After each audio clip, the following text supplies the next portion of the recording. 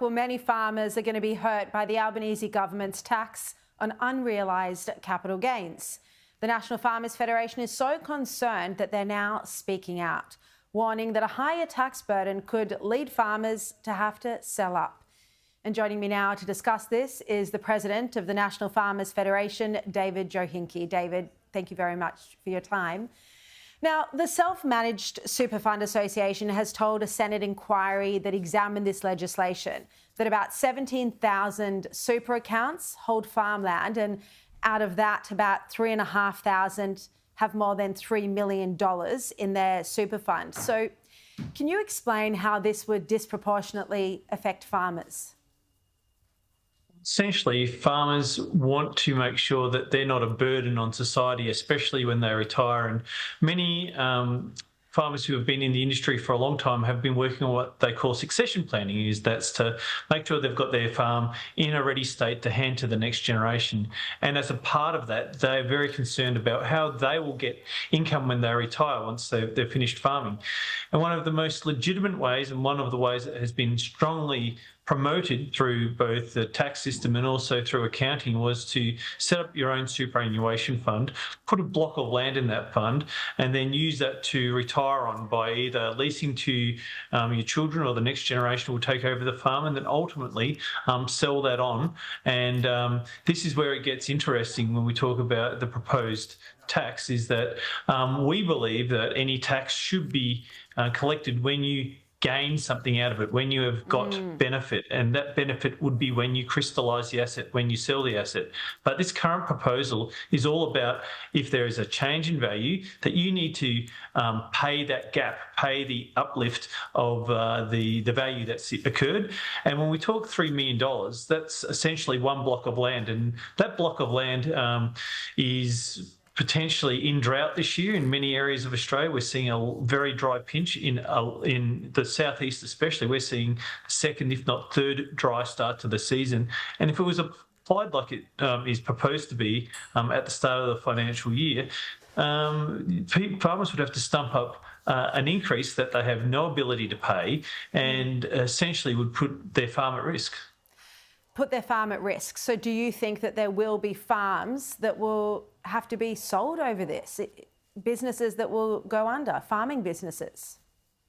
Well, they have to find money somewhere, and selling a part of your farm is a very difficult thing when you've been planning to either sell it to the next generation or use it to crystallise the asset at a later date. But to have to sell it to pay the tax is an absurdity, and it's the principle too that we're really upset about.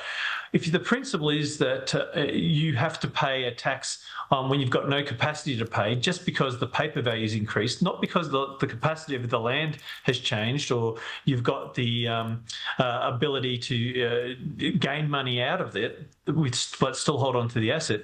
The principle of paying for unrealised gains is just absurd. And to make it even worse, we're hearing schedules that, first of all, this $3 million won't be indexed, so that block of land will increase in value over time, meaning that the amount of people that were going to get caught by this legislation will be increased. And then secondly, once again, the sale of that land will have to occur to pay for it, especially in these dry years. But has anybody who's astute and been following, the Treasurer has given the Prime Minister an exemption to this exact rule for any politician that already has a fund won't be caught up by this. And it's a double standard. It's an absurd rule, and quite frankly, it's something that should never get past the Senate, which last time when it was presented, the crossbenchers did join together and defeat this bill, and we're once again calling on the Greens and all those crossbenchers and the coalition to chuck this out. I completely understand how perplexed you are about the fact that, because I've been feeling this and we've been reporting on it this week and a couple of weeks ago, and even during the election campaign as well, the whole idea of taxing an unrealised capital gain. And now, as you're warning, entire generations of farming families and businesses could be discontinued as a result of this if people have to sell their farms to meet a tax liability when their actual farm value hasn't changed. It's only on paper. David, there's also the question of valuation. I mean, we've got a minute and a half left, but the question of valuation. I mean, who's going to come around and value property at a higher rate and then say, well, you'll have to pay a higher tax on this?